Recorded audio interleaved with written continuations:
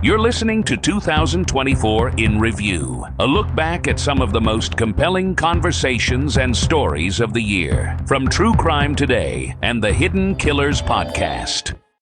Some secrets are kept in the basement, others in the morgue. Welcome to Hidden Killers with Tony Brueski, featuring defense attorney and host of the podcast, Defense Diaries, Bob Motta. What is the bar, Bob, for them taking a look at this again or getting this back into court, for them to say, yeah, you can come back in? We got the letter that was uncovered detailing the abuse by the father that was written way back. There's the Menendez, some of those boys that have come out and said, what happened to them? What kind of bar needs to be met to get a retrial on something like that? I mean, essentially, if it's not so if they came in on a writ, I mean, it's got to be newly discovered evidence that really wasn't available to the attorneys or at the time that the trial happened. You know what I mean? It's got to be truly newly discovered. And I don't know if that'll reach that bar. It might, depending on where did they discover these letters? I don't know. Well, the new evidence emerged. It was a letter from Eric to his cousin with allegations of sexual abuse by Roy Rosilio. This is from the Menendez member.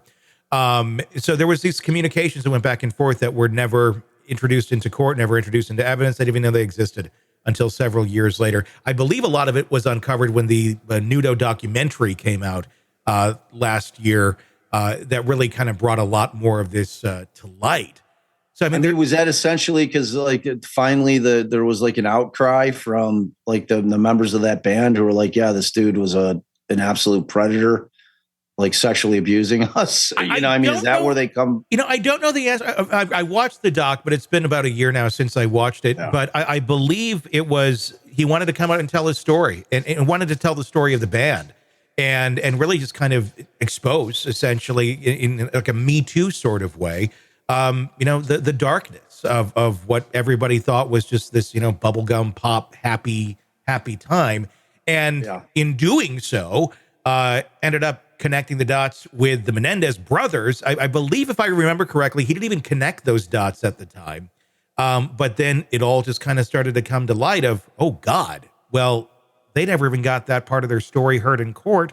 And that is the crux of the whole case. It really is. Yeah. Clearly I'm sympathetic. Sure. And obviously, it corroborates their story, right? Mm-hmm. I mean, that's the part that matters.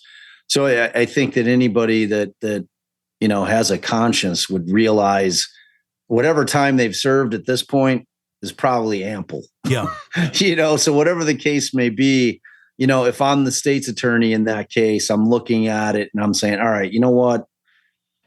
Are we gonna spend a bunch of taxpayer money forcing another trial on this, where we're going to allow this evidence to come in, or do we just want to look at it and say, all right, we're going to offer an Alford plea, let these guys out. We'll still have the conviction, and if I'm them, I'm taking it. Sure. This isn't like a West Memphis 3 situation where they denied committing the crime. Mm-hmm. And they're out, and then they have problems now because they took the Alford plea to get out. Mm-hmm. Now they're not in prison anymore. I'm talking about the West Memphis 3 guys, but now they've taken an Alford plea where they've admitted guilt, and it creates an issue for the Menendez brothers. At this point, they just want to get out. Yeah. It's I imagine financially that the minute they get out, they'll probably make a pretty penny with some documentaries that come right down the pike. So They could probably get on their feet pretty quickly. Yeah. And we can consider it to be, if you're not in favor of vigilante justice, and it's a slippery slope. It's I'm always if somebody ever came after my kids or abused my kids, it's hard to say what I would do. Oh, me too. You know what I mean? So I think it'd be a topic of one of these shows. Someone else would be hosting exactly. at that point. As a father, I get it. I get the concept. And, and if you're a child that's got the ability to be able to stop this horrific abuse, not just of yourself, but of others, really putting a stop to a monster. Yeah. There's sympathy there. I think that there's going to be people that are they've served more than enough time Yeah. in light of the person or the people that they killed. And it was really money and power that protected their father from ever being found 100%. Out at that point in time, you know, along with that's what it always boils down to, right? Yeah. Follow the money, man. Follow the money. Yeah, it'd be fascinating to see where this goes, because I think a lot of good could come of them getting out and just, I mean, raise more awareness for this fact that these sort of things happen. And there's so much of it that gets swept under the rug, and it's right under our noses the whole damn time. Yeah, let me put it this way. In terms of really old cases, I think there's a much higher likelihood the Menendez brothers are walking out of prison rather than Scott Peterson. Yes. That's another one. Yeah, that is another one. But that has been fascinating to watch and see. It's one of those two where, like, let's just play with everything on the table. And that's why it's so important that all that does get on the table the first time. So we're not sitting here 20, 30 years later going, well, maybe just to be fair, we should do this.